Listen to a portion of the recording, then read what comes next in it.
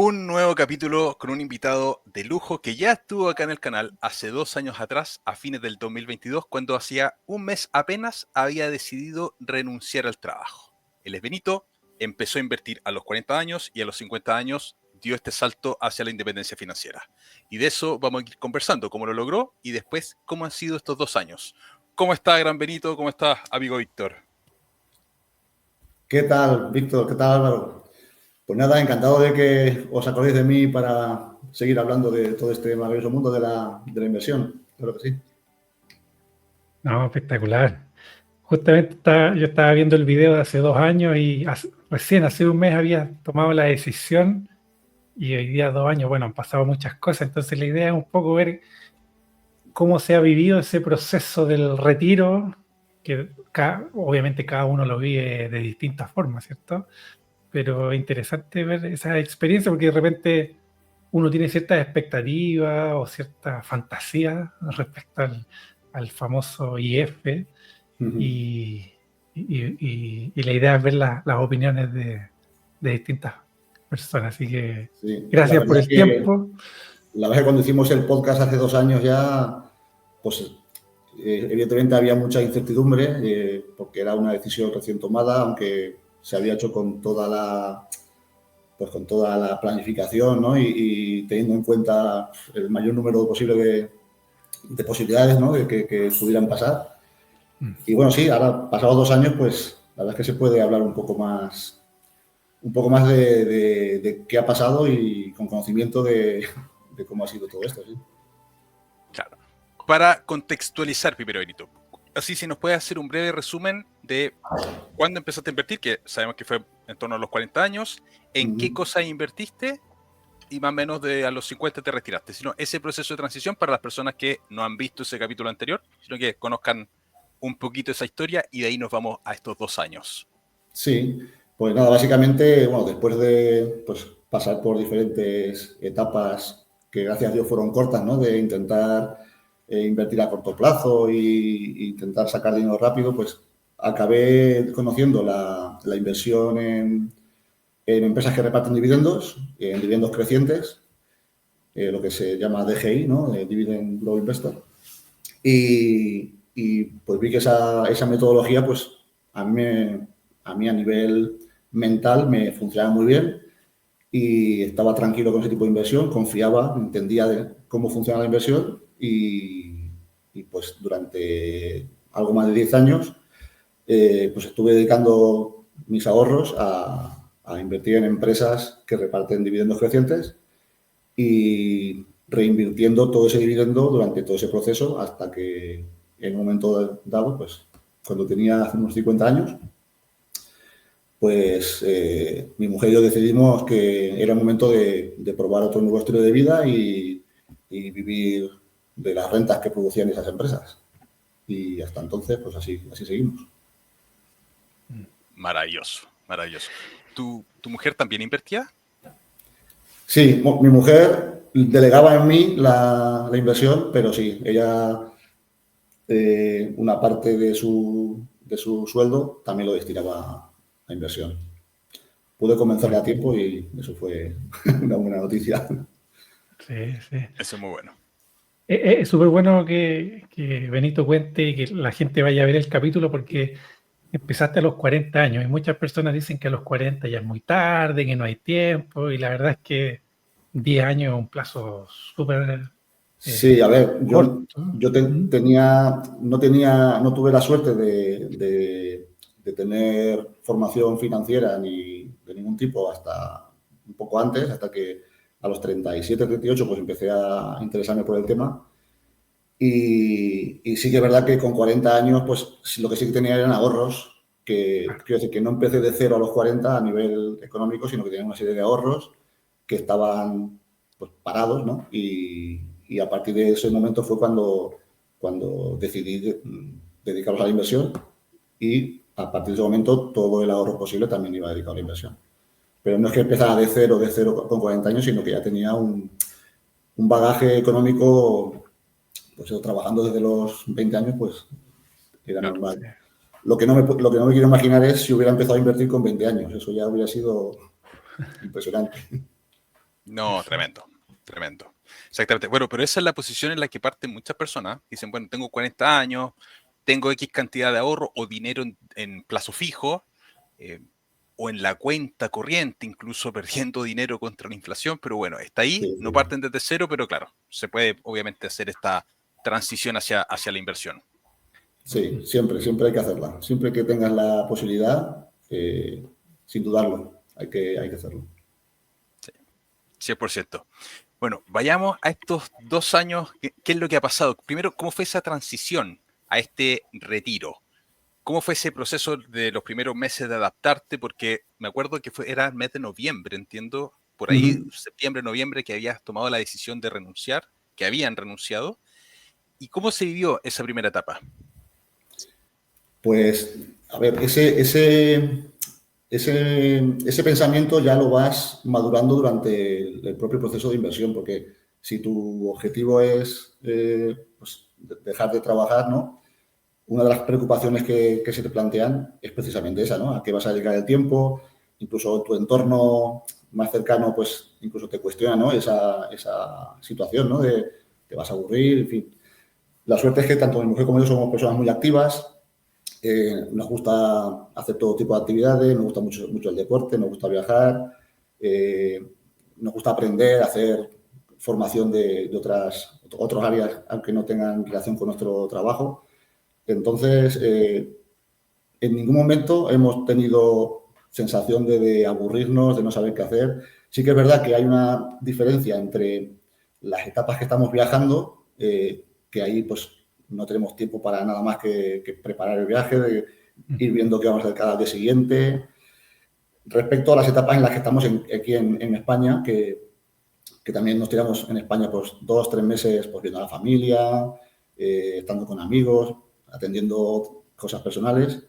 Y ahí sí que a lo mejor hay días que a lo mejor los tienes más libres, ¿no? Pero la adaptación fue muy sencilla en nuestro caso. No hemos tenido que... También porque, ya te digo, nos íbamos preparando también para ese momento, el momento en el que tuviéramos más tiempo. Entonces, no fue una dificultad excesiva para nosotros. Y a nivel, por ejemplo, de ingresos pasivos, porque estamos en una etapa en la que uno tiene este ahorro, va capitalizando, pero ya hacer esa transición cuando uno ya empieza a consumirse estas inversiones es un cambio que, claro, el Excel, la teoría nos dice una cosa, pero vivir es otro. ¿Cómo fue, por ejemplo, el comportamiento de las inversiones? ¿Cumplieron tus expectativas? ¿Sentiste alguna sensación extraña de consumirte estos dividendos, por ejemplo? Sí que es extraño. A ver, nosotros partíamos con un cierto margen teórico la verdad es que así ha sido, ¿no? O sea, cada mes nos ha sobrado una cantidad que hemos seguido reinvirtiendo, más que nada porque una vez tienes ya interiorizado esa dinámica, es como hasta necesaria, ¿no?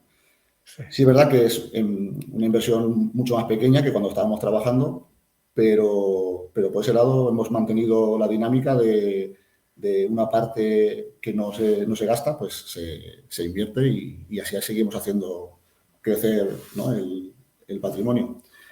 Y la sensación de empezar a gastar y pensar que solo dependes ya de ese ingreso pasivo, pues es como todo. Al principio era rara porque efectivamente surgen dudas.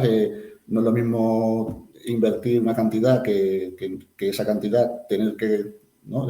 disponerla para el gasto, pero en pocos meses te habitúas a esa sensación y tampoco supone tampoco ningún mayor problema. Y, y ahí tenían, por ejemplo, algún colchón de emergencia. Pero yo estoy viviendo esa etapa de usar dividendos y digo, bueno, quizás es mejor tener un colchón de emergencia más grande, ir sacando todos los meses un sueldo, o cómo lo vas haciendo. Vas simplemente los dividendos que van llegando, van a tu cuenta y ahí se constituye en el fondo el gasto. Nosotros fuimos bastante prudentes. Tenemos 2 hijos, bueno, 2 hijas y efectivamente es una cosa que siempre te intentas tener presente que puede hacer falta algo más en el futuro, ¿no? Entonces, sí que establecimos un colchón de emergencia que lo teníamos en efectivo y en depósitos bancarios y intentamos que ese colchón no no se use y hasta ahora no ha habido que tirar de él, ¿no? Además, también teníamos, aparte de la inversión de dividendos, tenemos fondos indexados, también pensando en, pues, porque no sabes lo que va a pasar, no sabes cómo va a evolucionar la economía, no sabes si tus empresas van a recortar el dividendo de manera generalizada por algún problema que haya. Y aunque puede ser un recorte puntual, ¿no?, o temporal, pues sí que establecimos un plan B de tener un colchón de emergencia para durante un tiempo poder disponer de él si los dividendos se vinieran abajo, ¿no?, de una manera importante. Intentamos cubrir diferentes escenarios, aunque bueno, al final nunca sabes lo que te puede pasar, ¿no? No. Y en ese sentido, siempre se habla que la diversificación es clave en este proceso, justamente por lo que mencionas, que puede haber recorte de dividendo, alguna sorpresa por ahí. Hoy en día, no sé si cambió la diversificación o ya habías empezado bien diversificado y lo mantuviste, o ahora quizás decidieron diversificar en otras cosas. No sé si han habido sorpresas a raíz de esa diversificación. A ver, una de las cosas que yo siempre también le doy mucha importancia ha sido a diversificar, ¿no?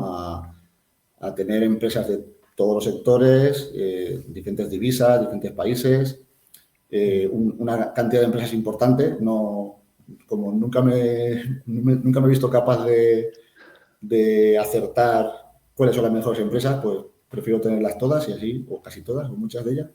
Claro. Y así, pues, bajo mi punto de vista, minimizo riesgos, ¿no? Y entonces, bueno, no hemos cambiado, durante estos 2 años no hemos cambiado la filosofía. Hemos mantenido las empresas que, bueno, algún pequeño cambio ha habido de alguna empresa que por circunstancias hemos decidido vender, pero hemos buscado una alternativa para cubrir ese hueco. Pero básicamente nuestra diversificación ha sido prioritariamente en empresas que reparten dividendos, en fondos indexados, un inmueble que tenemos alquilado y el colchón de emergencia que estaba en efectivo en un principio.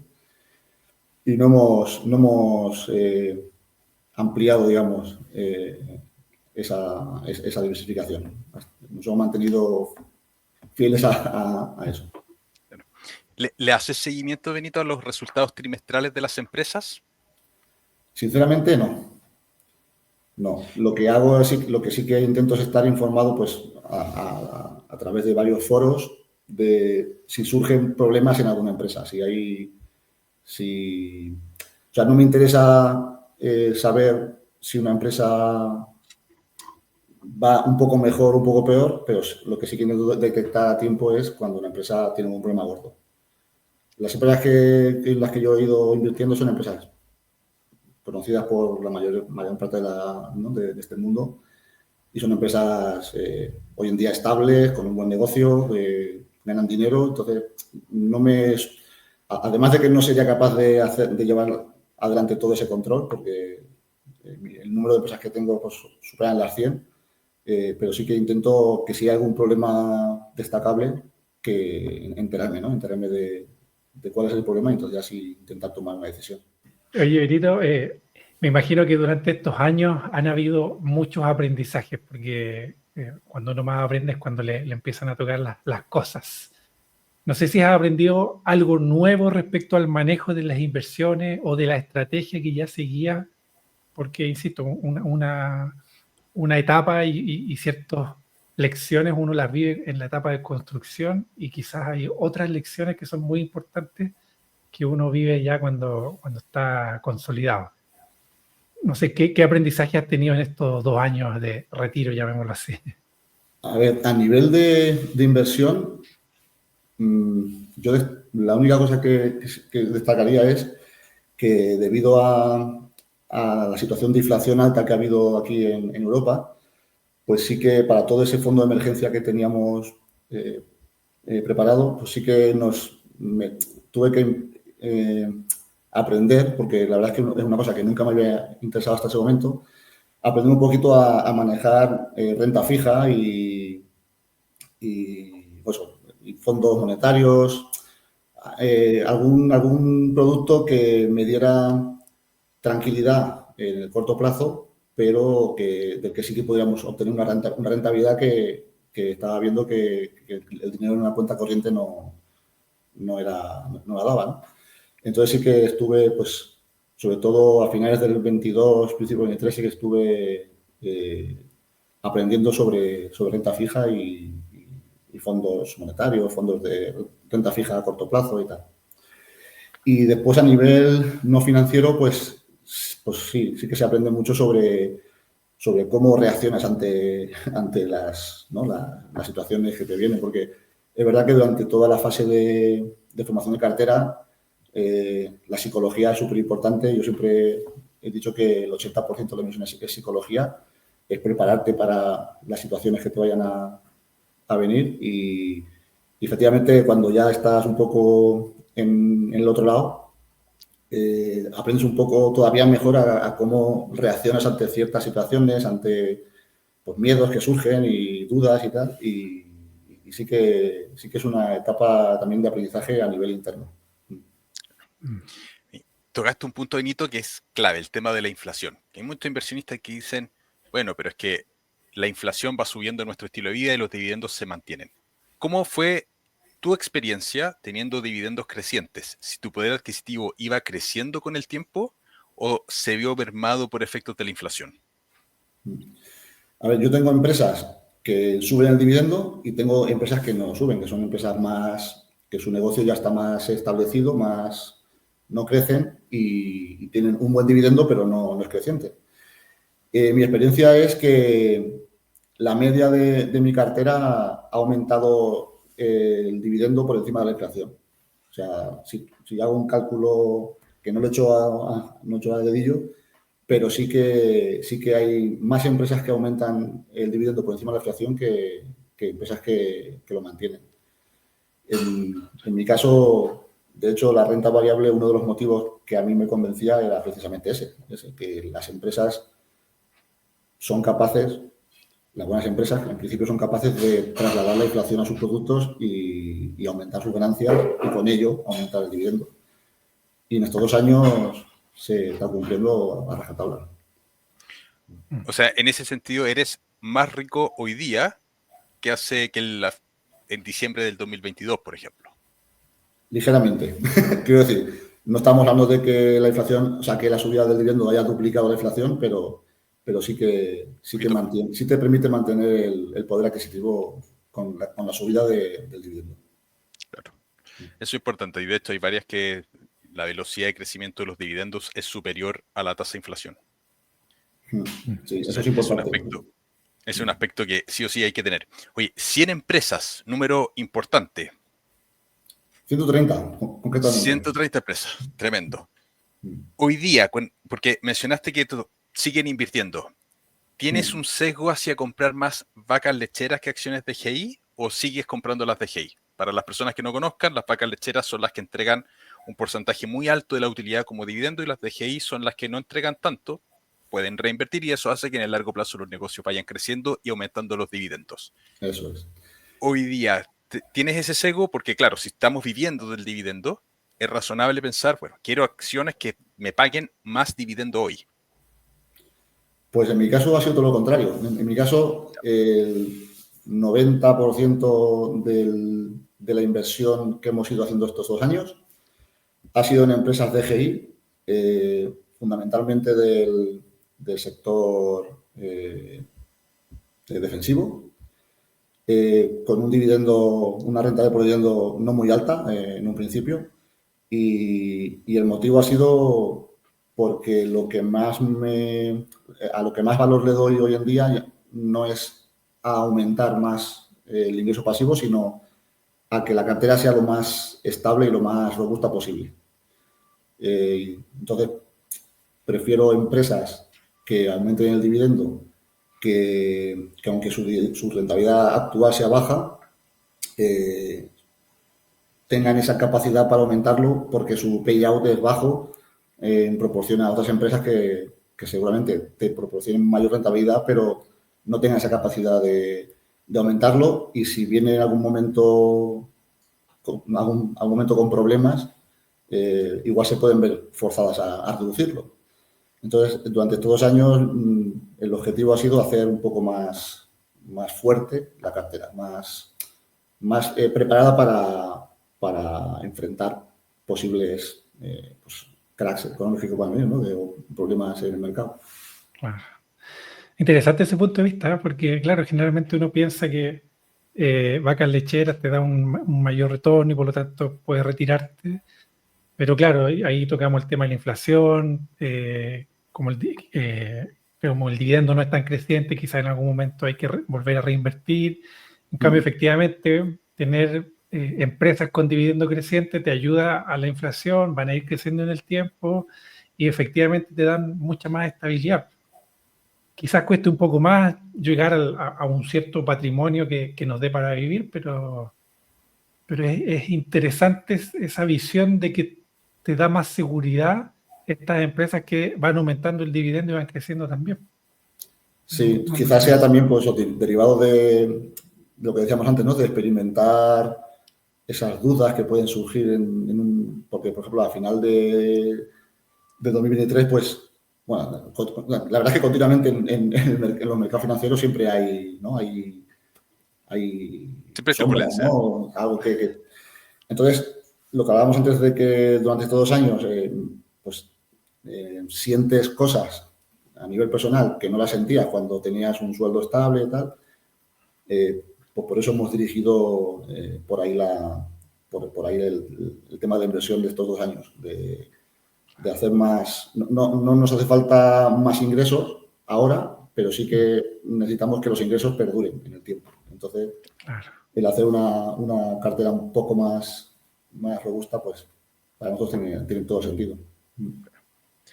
¿Has tenido miedo en algún minuto de quizás esta independencia financiera se puede caer o las noticias mismas que van saliendo en los mercados, que las bolsas tienen problemas, etcétera? Que siempre las noticias van a ser esas, las buenas noticias no venden, son las malas noticias las que venden y son las que se dan. Entonces, ¿has sentido miedo? O sea, miedo no, miedo como tal no. Sí que, pues eso, dudas, lo que es, a lo mejor cuando ves que algo no tenías previsto o pasa algo que puede ser que no te hubieras previsto, pues surgen dudas, empiezas a pensar si tenías que haber sido más prudente, en fin. Pero miedo no. Porque el cuestionamiento ahí es, di el salto en el minuto oportuno, quizás qué hubiese pasado si hubiese esperado 1 o 2 años más, que una de las clásicas dudas que hay acá. ¿Cuándo se da el salto? Mira, fíjate, hay una cosa que me acuerdo que lo comentamos hace 2 años en el podcast, que viene a raíz de lo que estamos hablando ahora. O sea, cuando estamos trabajando por cuenta ajena y tienes un único trabajo, todos tus ingresos dependen de ese trabajo. Estás colgando de un solo hilo. Claro. Y en cualquier momento esa empresa puede quebrar o tu jefe puede pensar que sobras y se va todo, ¿no? Se va todo abajo dependiendo solo de un hilo. En cambio, cuando estamos tomando este tipo de decisiones que van un poco en contra de la sociedad, ¿no? En contra de lo que está establecido, parece que tengamos el deber de tenerlo todo mucho más atado, todo mucho más previsto. Si pasa algo que no tenías previsto, el culpable eres tú porque no lo has tenido en cuenta, cuando la inmensa mayoría de las personas dependen de un solo trabajo y tampoco se están planteando todo el día o todo el tiempo si esta empresa en la que trabajo va bien, va mal, le van a sobrar trabajadores. Entonces, bueno, al final tienes que aceptar también parte de la incertidumbre, ¿no? que conlleva la vida. O sea que... Ahí, les quiero hacer una recomendación. Vi hace un par de días una película muy buena, está en Netflix, que toca precisamente este tema, que se llama Hombres de Negocio. Muy buen elenco, pero muy buen elenco, y trata de 3 personas que tenían puestos bien altos en empresas y los despedían y se desata la tormenta a niveles personales, para que todos la vean y se concienticen del tema. Sí. Es buen tema ese, porque efectivamente, claro, la mayoría de las personas efectivamente dependen de una sola fuente de ingreso y que tenemos cero control sobre ello. Y claro, y decimos que invertir es arriesgado, que esto es riesgoso, cuando, claro, tenemos el respaldo, por así decirlo, de grandes instituciones, decisiones financieras y una diversificación que lo sostiene. Pero es interesante que alguien que ya lo ha experimentado lo pueda transmitir, más allá de la teoría. Sí, porque, a ver, todos tenemos dudas. Lo que comentaba hace un momento Álvaro, de que cuando estás ya cerca a dar ese paso, siempre te parece que un añito más no vendría mal, ¿no? Pero claro, y cuando pasa un año, seguramente lo que estés pensando será que un añito más no vendría mal. Entonces, es un tema también muy interesante, ¿no? El momento en el que tienes que tomar la decisión es un tema que se podría hablar bastante, porque personalmente para mí fue uno de los momentos más complicados, ¿no? Evidentemente, porque una persona con 2 hijos, con 50 años, sabe que cuando das ese paso, dejas un trabajo, pues, bueno, puede haber vuelta atrás si la cosa va mal, pero no es deseable, ¿no? Entonces sí que es verdad que sí, que hay que prepararse también mucho a nivel mental para dar ese paso. ¿Y ahí cómo lo hiciste? ¿Conversabas con amigos, por ejemplo, que eran inversionistas también, con los cuales podías ver tu portafolio, analizar y decir, ya, este es el momento correcto para hacerlo, o simplemente fue una intuición personal, un cálculo personal que hiciste junto con tu pareja? A ver, a nivel de cálculo es algo personal, porque cada uno sabe lo que necesita, sabe lo que quiere. Yo veo totalmente lógico que alguien que no llegue a tener unos ingresos de X, pues no le merezca la pena dar el salto. En mi caso, en el caso de mi mujer y mío, además de invertir, también decidimos que tenemos que reducir nuestros gastos personales si queríamos realmente poder dar el salto, porque para nosotros era más importante tener tiempo para dedicar a aquello que nos gustaba que seguir aumentando los ingresos pasivos hasta un punto en el que pudiéramos mantener nuestro estilo de vida anterior. Para nosotros tenía mucho más peso dar el paso antes y amoldar nuestros gastos, nuestro estilo de vida a algo totalmente factible, sin tener que pasar ningún tipo de penuria, pero esperar más tiempo para que el nivel de vida lo pudiéramos mantener, pues suponía llegar a una edad que no merecía la pena, ¿no? Ya dar el salto. Entonces fue como 2 caminos en paralelo. Por un lado aumentamos ingresos, por otro lado reducimos gastos. Y entonces eso es muy personal. Cada uno tiene que saber qué necesita y para qué no necesita, ¿no? Ese punto me gustó harto, ¿no? Porque claro, uno no se plantea la opción, por ejemplo, de reducir ciertos gastos en pos de lograr este objetivo, que es tener más tiempo y destinarlo a las cosas que uno quiere, ¿eh? Sí, porque Nunca me lo había planteado. cada persona es totalmente respetable que cada persona necesite lo que necesita, y yo no me toco con quien no sea capaz de reducir sus gastos. Si para él es importante seguir teniendo ese nivel de gasto, pues será porque es más importante eso que tener tiempo o tener tranquilidad o tener otras cosas que se obtienen con este nuevo estilo de vida, ¿no? Evidentemente. Claro, y ese punto es muy bueno porque, claro, a veces podemos reducir ciertos gastos, porque efectivamente cuando se da el salto tus niveles de ingreso caen, porque antes tenías los dividendos más el ingreso del trabajo, y ahora dejas de tener el ingreso del trabajo y te quedas solamente con los dividendos, porque teóricamente el salto se da cuando el dividendo llega a cubrir cierta parte, pero pierdes el ingreso del trabajo. Entonces, obviamente, es muy buen ejercicio el revisar cuáles son los gastos personales y presupuestar todo esto. Sí, nos dimos cuenta que había muchas cosas que no nos hacían falta realmente. Entonces, bueno, pues si a cambio de eso obtienes tiempo y tranquilidad, que es lo que nosotros le damos importancia, pues es un cambio justo. Es un muy buen cambio. Benito, una consulta respecto a ciertos desafíos. ¿Cuáles, por ejemplo, han sido los mayores retos a la hora de experimentar vivir de la renta estos 2 años? No sé si había algo que no tenías previsto y ocurrió, o ha salido todo acorde al plan. Bueno, ha habido un, ha habido Un fenómeno un terrible. fenómeno que no esperábamos, que nos ha, bueno, ha habido aquí en Valencia, ha habido una riada, una dana muy fuerte, que ha habido más de 400.000 afectados en esta zona. Y nos ha pillado aquí en uno de los pueblos donde pasó. Y entonces, bueno, pues hemos sufrido pérdidas materiales, hemos perdido 4 vehículos, la casa donde vivimos, bueno, no la hemos perdido, pero sí que ha sido afectada y hemos tenido que estar durante 2 semanas viviendo en otro sitio porque aquí era imposible vivir. Lo que quiero decir es que cosas que imprevistas van a venir siempre. Estés trabajando o no estés trabajando. Claro. Y bueno, pues sí que ha sido un palo duro tener que primero enfrentar esta situación bastante jodida. Y bueno, y ahora pues ahora falta el tema económico que habrá que hacer frente y con el que no contábamos, pero bueno, al final, pues eso, con esas cosas no se pueden prever. No. No. Justo, claro, pasó que en estos 2 años ocurrió ese fenómeno y me imagino que debe ser una de las cosas más duras para enfrentar. Sí, ha sido bastante duro. No vamos a profundizar porque no tiene nada que ver con inversión, pero sí. Claro.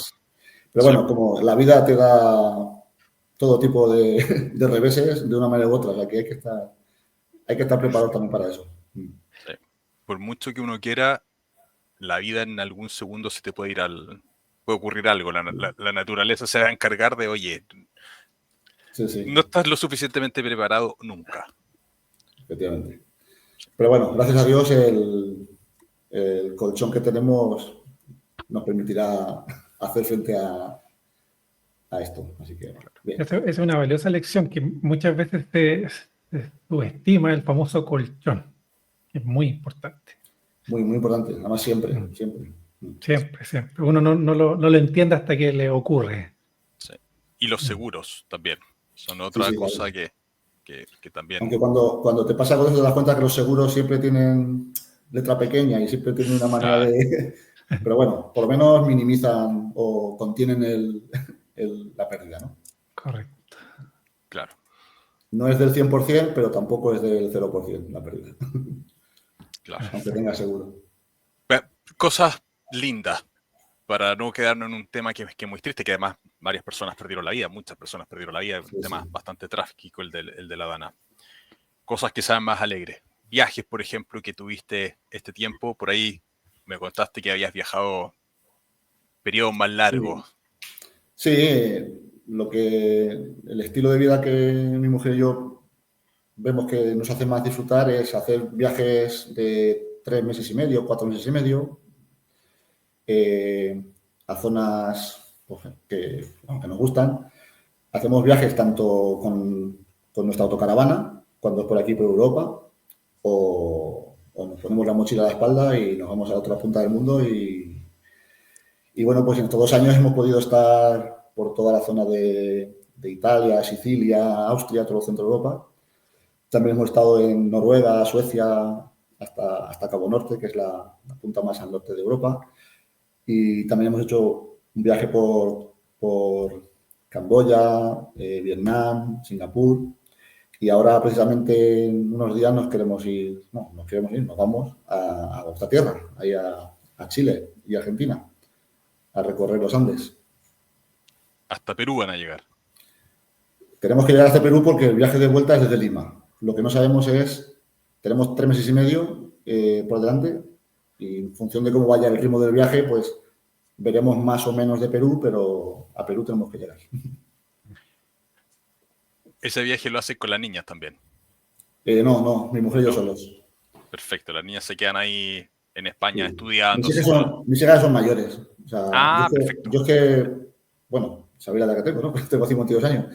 Mis hijas ya están trabajando y tienen ya independencia, no económica del todo, pero sí que se pueden quedar aquí sin ningún problema, Maravilloso. Maravilloso esa parte. que también fue uno de los puntos que había que tener cubiertos antes de tomar la decisión, evidentemente. Claro, porque si las niñas son dependientes en ese sentido, es difícil. Bueno, me voy 4 meses a viajar por distintos países. Claro, si fueran más pequeñas, ellas ya tienen 24 años. Entonces, bueno. Ya, claro. Hay un punto importante que tiene que ver con inversión, pero no financiera, que Benito dice que yo realmente no te creo que tengas 52 porque se te ve muy bien. Y al comienzo mencionaste que sí, que era muy importante, por ejemplo, el tiempo para el deporte y ese tema de cuidar el estilo de vida. ¿Qué tan importante, por ejemplo, ha sido darle atención, por ejemplo, a esos temas? No sé si los empezaste a hacer una vez que diste el salto o ya lo venías preparando de antes, el conservarnos la salud en el fondo. Sí, a ver, yo deporte he hecho toda mi vida. O sea, el deporte ha sido algo que lo llevo dentro y siempre me ha gustado. Lo que sí que es verdad es que de estos 2 últimos años, sí que ha habido un cambio muy importante a nivel de descanso, a nivel de no tener estrés, de hacer las cosas a tu ritmo. Porque le contaba el otro día a un amigo que me decía, pero tú, ¿a qué dedicas, no? ¿Qué haces ahora en el día a día? Cuando estamos aquí en España, ¿no? Que no estamos viajando de manera continua. Y digo, pues mira, prácticamente hago lo que hacía antes, pero en lugar de ir corriendo de un sitio a otro porque me falta tiempo para todo, pues ahora lo hago tranquilamente. En lugar de dormir 6 horas, duermo 8 o 9. En lugar de levantarme y tomar un vaso de leche corriendo para ir a trabajar, pues me siento a escuchar un podcast mientras desayuno tranquilamente con mi mujer. Y básicamente no es que esté haciendo cosas impresionantes todo el tiempo, ni mucho menos. Simplemente es que lo disfruto del día a día, de cada momento. No tengo que ir corriendo porque si no, no te da el tiempo para todo. Y todos los días hago 2 horas de deporte y todos los días quedo con alguien pues, para tomar una cerveza. O sea, es una sensación pues de que haces lo que te apetece. Y eso no quiere decir que no te aburras. Habrá días que te aburres y no pasa nada. Pero en el fondo no. Por ejemplo, si te quieres apuntar a un curso que si lo tienes que compaginar con el trabajo, pues supone un estrés atender a las 2 cosas, pues ahora he estado haciendo un curso de 3 meses en el cual pues he podido dedicarme al curso únicamente y el resto de la tarde pues lo tengo libre. Entonces, que en el fondo lo que buscábamos tranquilidad, descanso y disponer del tiempo. Y para nosotros eso tiene mucho más valor que cualquier otra cosa. Claro. Y todo eso al final contribuye al bienestar. O sea, aparte del ejercicio, el estrés, quizás me imagino que están comiendo mejor, las buenas relaciones sociales, todo eso efectivamente ayuda. Eso se refleja y se nota. Así que, no, espectacular. Sí, en el fondo, pues eso, se nota. Bueno, yo nunca nunca he estado súper estresado, ¿no? Por el trabajo, ¿no? También por mi forma de ser. Pero aún así, aunque no estuvieras en un estado de estrés continuo, cuando estás en el otro estado, se nota. Cuando estás un paso por debajo, ¿no? Un nivel por debajo de estrés, lo notas. Porque a veces también como que normalizamos, ¿no? Normalizamos un nivel determinado de estrés o de ansiedad. Cuando no lo tienes eso, cuando dices, pues lo que tenía antes no era normal, ¿no? Aunque no tenía por qué ser peligroso ni tenía por qué ser nocivo, pero sí que te das cuenta de que tu estado no era el mismo, ¿no? Estabas más tenso, no reaccionas igual ante una discusión, no sé, es un poco todo. Una vez alguien me comentó una analogía que justamente lo que dice, la campana del extractor de aire de la cocina. Cuando uno está cocinando, la enciende y como que lo asimila. Y de repente cuando tú lo apagas, sientes esa calma, esa tranquilidad, ese silencio. No Y te das cuenta hasta que lo apagas. Hasta que lo apagas, efectivamente. Eso es así. Sí, el estrés es un tema tremendo y que claro, que a veces los trabajos estamos todos los días con un nivel basal de estrés, no nos damos cuenta y ahora se viene el relajo en ese sentido. Y Benito, si pudieses conversar contigo de hace unos 10 años atrás, ¿qué consejos le darías al Benito de 40 años que estaba empezando, que ya tenía ahorro, pero estaba empezando en este mundo de la inversión? Le doy muchos consejos, la verdad.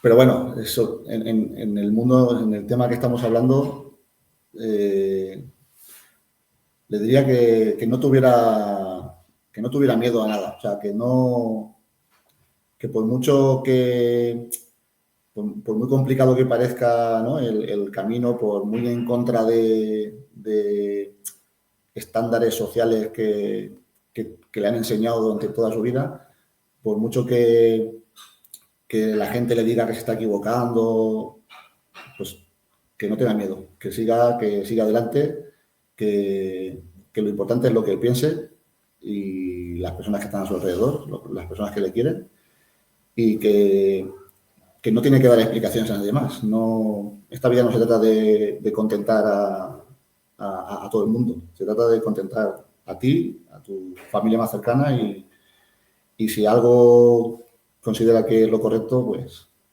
adelante, sin miedo. ¿Te dijeron muchas veces que te estabas equivocando al invertir? Sí, muchas, claro. ¿Compañeros Claro. de trabajo? Sí, es normal. O sea, lo bueno es que yo tuve la suerte de conocer, al principio, conocer a gente que perseguía este mismo objetivo, o tenía por lo menos esa misma intención, y al final pues fue de la gente en la que me apoyé, de la que me rodeé y a la que tenía que prestar más atención. Con la gente porque yo hubo una época también al principio que intentaba no convencer, pero sí transmitir, ¿no?, a mi entorno cercano, pues lo que yo acababa de descubrir y que pensaba que era súper interesante y súper positivo. Y no tuve apoyo de ningún tipo, ¿no? Al contrario, no solo no conseguí convencer a nadie, sino que encima intentaban convencerme a mí.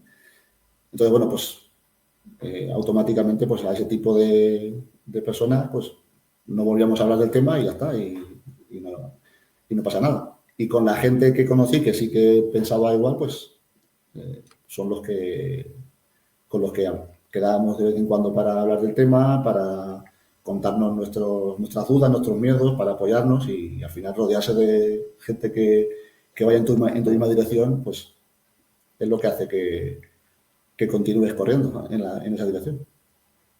Sí, somos el promedio de las personas con las que nos juntamos. Es súper importante esa parte.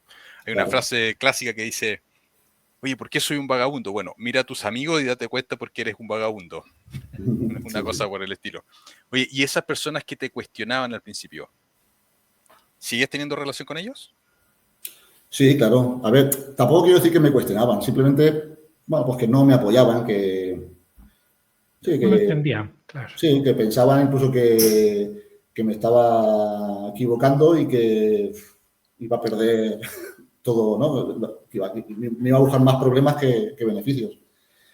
Sí, muchos son amigos y incluso familia. Varios de mis hermanos, pues, no entendieron ese punto de vista que yo les intentaba transmitir, y no quiere decir que no te haga ni mucho menos reacción. Simplemente que de esos temas, pues, no es un tema para hablar con ellos. Perfecto. ¿Y hoy día te dicen algo de respecto a...? Porque claramente saben que... Porque es evidente, bueno, viaja 3 meses en el año, etcétera. ¿Te dicen algo hoy día? ¿Por qué no me enseñaste antes? Porque eso es clásico. Yo tengo amigos hoy día que piden asesoría ahora, pero antes era también, vas a perder todo, eso es un No, sueño, no se puede. tampoco hay ese tipo de Ah, comentarios, ya, ¿no? ya. Yo entiendo yo entiendo que hay gente que, o sea, no todo el mundo no todo el mundo está preparado para invertir, evidentemente. No todo el mundo puede soportar esa incertidumbre de que el dinero que has ganado lo puedas perder. Eso yo lo entiendo y es respetable. Entonces, bueno, pues Entiendo que las personas que no quieren pasar por esa sensación y aprender a controlarla, pues no se puede ni se debe tampoco forzarles, ¿no? Porque también puede llevarles a un lugar que no es bueno para ellos, claro. La inversión le llega a las personas cuando están preparadas. Claro, Forzarlo claro. antes no tiene sentido. Claro. Y aunque empezaras a invertir, si no estás preparado para lo que viene, pues vas a dejarlo pronto. ¿Sabes? Claro. Benito, para ir cerrando, ya lograste la meta máxima, la independencia financiera. Hombre, tampoco es la máxima, tampoco es la máxima. Que bueno, es lo que muchos desean, ¿cierto? Cuando empiezan este camino. Y justamente, dado que no es la máxima, la pregunta es, ¿qué nuevas metas, desafíos o sueños y anhelos tienes para los próximos años? No sé si piensas explorar otras formas de invertir o te quieres enfocar en otras cosas. No sé, ¿qué es lo que viene ahora a futuro? Pues a nivel de inversión no tengo ninguna aspiración especial. Mantener lo que hago y no tengo tampoco una necesidad de ir ni a mejor ni a otra dirección, la verdad es que no. Y a nivel personal, pues lo que hemos dicho, seguir haciendo lo que me apetece, viajar siempre que puedo y estar tranquilo y hacer deporte. O sea, que al final la vida tampoco es mucho más complicada que eso, para mí. Es simple. Yo tenía un profesor en la universidad que nos ponía un ejercicio hacía un ejercicio y siempre nos decía, la vida es simple, es uno el que se complica. Y el ejercicio se hacía en una línea, imagínate. Siempre me quedó grabada esa frase, la vida es simple. La vida es simple y sí, a veces te la complicas tú y a veces se complica sola, pero sí. El grueso es simple. Oye, Benito, hemos llegado al final. Muchísimas gracias por compartir tu tiempo con nosotros, con las personas que están, muchos de las personas que ven estos canales anhelan la independencia financiera y están en el camino. Algunos no han empezado, otros están en esos primeros años, otros ya están bastante avanzados, pero todos estamos en el mismo barco, todos queremos llegar a Roma. Así que, de verdad, muchísimas gracias por contar tu experiencia, cómo han sido estos 2 años. Mucho éxito con el proceso de recuperación de las cosas de la Dana, que, bueno, lo importante es que afortunadamente temas personales, entiendo que tu familia, todo eso. Sí, lo material se recupera. Cuesta, da rabia, pero se recupera. Claro. Lo otro no. Y que tengas un buen viaje aquí por estos lugares de Latinoamérica. Ahí a ver si es que nos llegamos a cruzar quizá en algún momento. Bueno, quién sabe. Ya os mandaré algún mensaje a ver dónde andáis. Claro, por supuesto. Aquí te daremos algunos datos y las personas que están escuchando esto de Chile o Argentina, dejen datos de lugares imperdibles donde Benito tiene que ir para que conozcan También te voy a dar por ahí algunas cosas que considero imperdibles, pero obviamente mientras más opiniones haya, mejor.